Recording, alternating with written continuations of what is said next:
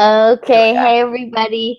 Um, so we have Claire on the phone tonight because her video is not working. So we're gonna schedule another time when she can give us her lesson, and then we're just gonna talk about all of our readings and what we were supposed to do individually. So, does anybody want to start? I would love to start. Okay. Just because I don't want anyone else to take mine. which I'm sure we have similar thoughts and ideas. I know, yeah, because it's all. Yes. Well, I limited myself, so I'm not like taking over the entire discussion. Okay. The portion where it talks about how can UDL save a curriculum, I really think that one of the biggest components that we've learned about so far is just determining the purpose of the lesson. Because, like, specifically with the teacher we read about this week, and her name is completely escaping my brain right now. Yeah. Tavares? Yes. Thank you. Miss Tavares. Yeah. But with her specifically, and the circle lesson, you know, the purpose of the lesson was not to learn how to cut out a circle. It was to understand fractions and whole numbers. So, and mixed numbers. So by identifying the purpose, she could have eliminated a lot of the struggles she had just by pre-prepping the circles or, something along those lines, because that wasn't the purpose. So rule number 1, identify the purpose. If I've learned anything at all so far, that's it. Okay. I'll go. I took some notes and I really liked one quote that I found. It was about her previous, when she taught the lesson at first, and it said she inadvertently built in barriers to learning for some of her students, those who had difficulty sitting and listening and those who had difficulty writing. I don't know, I just like that quote because I think the UDL, like one of the things, oh my gosh, Claire's there. Claire, are you here? I can see it. Can you guys see me? Yes, we can see you. Okay, yay. Okay, I'm going to hang up. Okay. Awesome. Claire can do her lesson now. Yay! Woohoo! That's crazy. Okay. I totally lost my train of thought. Sorry.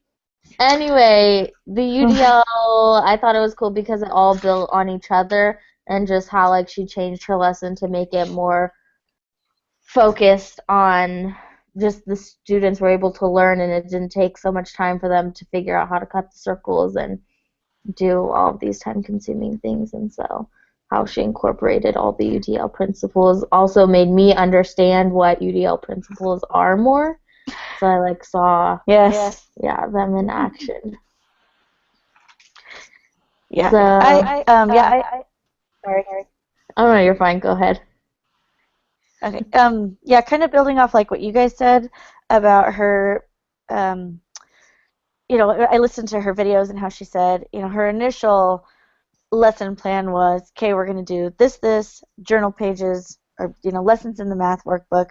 Everything's going to go smoothly. And then she got to the lesson and went, oh, great, nothing's working. So everything just trickled into this mess. And so she was able to go back and use, look at the UDL principles, which I agree. I think reading this section and listening to her lesson and how she adapted it to, the way that she's able to be flexible and teach to every learner, not just the ones that were going to understand it the first time they got it. Now I forgot where I was going with this. I know. She was able to go back and switch up her lesson plan, still sticking with, the Common Core standard, but being able to use those principles to say, okay, we're going to meet the standard, but we're going to be able to do it in a way where my lowest kid can learn and my highest kid can learn. Mm-hmm. And I thought the different centers that she did was really cool because everybody was able to do something that fit them and their individual and then they were able to see how they learn best, how what works for them, what doesn't, with still getting the information that they needed. So I thought that was kind of a neat thing, and it totally made the UDL really stick into my head, like, oh, now I get it. Yeah. Well, and I think it really clarified for her as well as her students what she was trying to do and how to do it. So, I mean, when you're up there and you don't really know what you want, it makes, I mean, you have a goal, but you're like, yeah, it's somewhere out there. It's a lot harder for anyone to understand what you're doing. So I think it really helped hone her in and get all the kids on the same page so that they were all working to the same goal. Right. They all knew what it was. Yeah. And along with how you were talking about reaching all the students, the high-performing students and the low-performing students, I think it was really interesting to see that she didn't even realize that she was creating barriers with her goals by saying like a specific way of going about this, and that actually limits it. I think that was really interesting to see, because it's good to keep in mind as you write goals that you still have to be open, and you might not even realize it until it's actually played out, and it's not played out the way that you see it, like you visualize it. Right. But I thought that was really interesting, because when I first read her goal, it wasn't like a bad goal for her class. And then as we broke it down, I was like, okay, I can see that, and that would limit students' learning and how they express themselves and stuff. Well, and I felt like her original goal was really multiple goals that were all in together. Like there was the journal stuff, so that's communicating. There was the, the circles. There was the actual math portion, and they were it was a very, very in-depth goal. Yeah. Okay, so I think we're all kind of wrapped up on what we took away from the UDL readings. Claire, are you ready to do your lesson? Yeah. And I do have your worksheet pulled up here somewhere as well. So yeah, we have it pulled up on Katie's. If we're not looking at you, it's because we're looking at the worksheet. Okay. Yes. Okay. So I'm just going to kind of go, I guess, because my lesson plan would require like actual students to be volunteering and participating. So we can raise our hands. Yeah, well, yeah, I'm going to I'll start out, I guess, like you're my class, and then for the part that you'd have to do on your own, I'll just explain it, I think. Okay. Okay. So, today we are learning about decomposing fractions, and I put an objective up on the board. It might be, is it backwards for you guys? Nope, we're good. No, actually, we can read it. Okay. Can you see it? Yes. Okay. So, the objective today is to decompose a fraction into a sum of fractions with the same denominator in more than one way, recording each decomposition by an equation. And we have to justify by using a visual fraction model. So that's a lot to take in, so we're going to break down this definition. Are there any key words that you see in this objective that might help us when we're going through this lesson? Same denominator.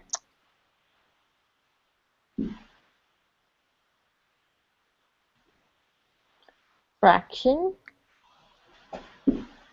I would say fraction is a good one. And maybe decompose. Yeah, decompose. Yeah. And I would say equation. Or justify. Yeah. And then maybe even visual fraction model. So during this part of the lesson, I would have the students do a think, pair, share about what they think that each one of these mean and come up with a definition for that.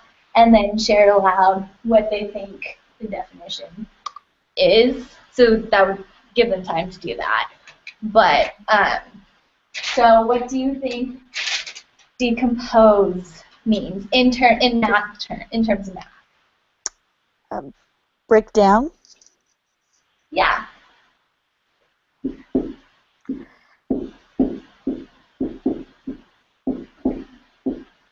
Yeah. So the exact definition of decompose is the process of separating numbers into their components or their smaller parts. What about fraction? It's a part of a whole. Yeah, exactly. So part of a whole. And how can we define a denominator? This one's pretty hard. It's kind of hard. At least when I looked it up, all the definitions gave me was the bottom part of a fraction. So the That's what I would say. Another way that I've heard it, just for future reference, it's how many it takes to make one whole. So like So always knowing that that bottom number is how many parts you need to make the full whole piece. I like that. I'm gonna write that down real fast. Sorry. No, that definitely helps. Good to know. Yeah. Okay. So, and then if this is the bottom, what would we call the top of the fraction? The Numerator. And how do we know if it's an equation? What's the telltale sign? The equal sign. Mm-hmm. And then if we're trying to justify something, what's another word for justify? Prove. Yeah, to prove that something is right. And so do you guys know of any visual fraction models that we might use when decomposing to show or to prove how when we decompose a fraction? Like what kind of visual fraction models do you guys know of? The Cuisenaire rods. Yeah. Well, yeah, but I don't have those, so Sorry. these, like a bar kind of thing to represent that. There's also a pie graph. That's what pie graph. A pie graph. Any shape that sections these off into equal parts could be used as a visual fraction model. Another interesting one, which is a little harder, is a number line. Mm-hmm. Which is a little bit harder. So these are all the different ways that we can that is a visual fraction model. So, for example,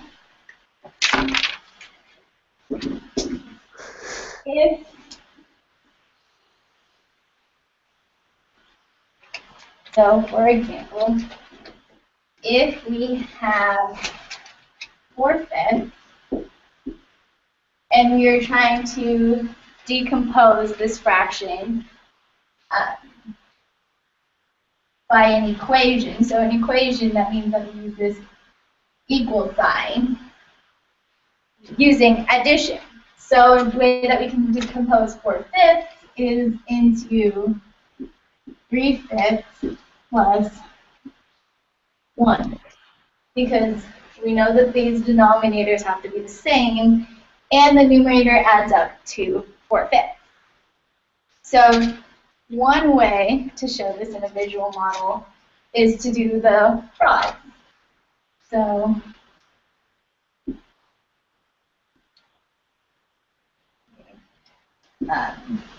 we have to divide each one into fifths because according to our definition of the denominator, it's how many parts make up one whole. So 5 parts is one whole. And each one of these is a whole. So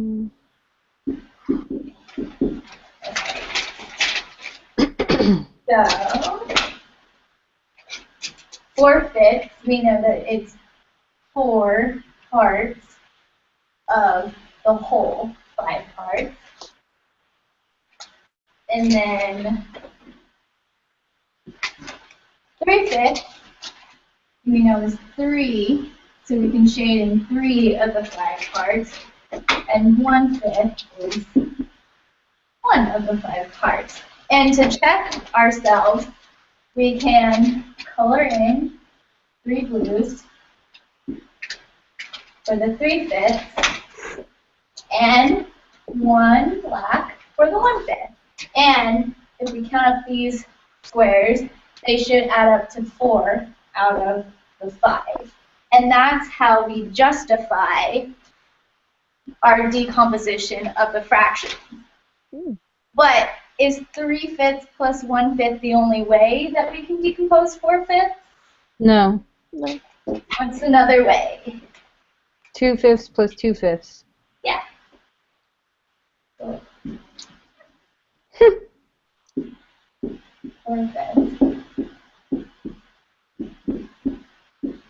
So we can do 2/5 and 2/5 because the numerators, 2 and 2, also add up to 4.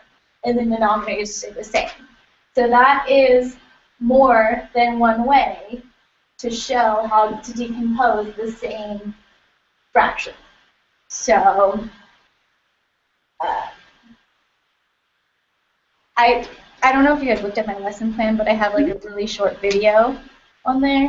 I'm not going to show it, but it's just a video about, she's just talking about this standard, and she was explaining it, but in more than one model. So I thought it was really helpful because it shows different models for the kids to see, like the pie model or something. So I would show that video. And then I would say, let's do one together. And in this case, if I had a smart board, I'd put it up on the smart board and then ask 3 students to come up and give them the fraction 6/8, which is the first one on that worksheet. Mm-hmm. And I would ask them, each 3 of them, to come up and show different ways to decompose 6/8 and show the model, the visual model that justifies it. And then as a class, we would compare the different models in the different ways and talk about what we really liked about them and how they were useful. And then I would ask the students to, on their worksheet, to write down 2 of the 3 that they really liked to keep on their worksheet. And then for the independent practice part, I would ask them to just fill out the rest of the worksheet using the strategies that we used together and provide different visual models. So if they use a bar, I'm going to call it a bar. If they use the bar for the first one, then maybe try a pie graph for the next one. And I would ask them to challenge themselves. So if they're not, especially if they're not experts at a number line, then I would ask them to use a number line and just challenge themselves. Maybe use more than 2 fractions. So if it was like 1/5 plus 1/5 plus 1/5 plus 1/5, and show it that way with multiple circles.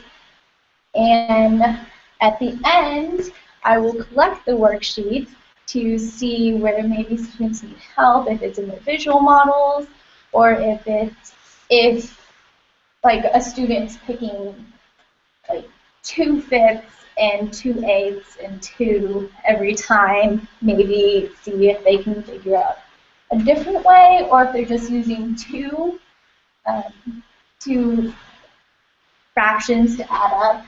Maybe see if they can use 3 and then go from there based on how they go about the worksheets. That would be my assessment card. Yeah, that's my lesson. Good job. Hey. Awesome. Mm-hmm. Okay. So, does that wrap everything up? Does anybody else have anything to say or additional comments or questions or?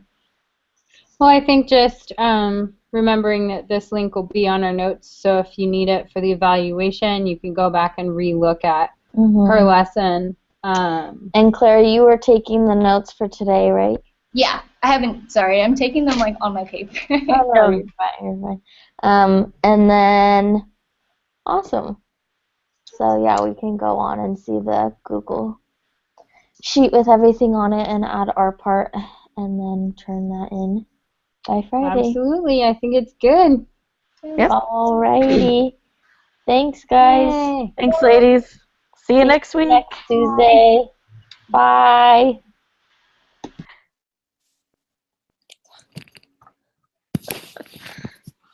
Oh, it's not.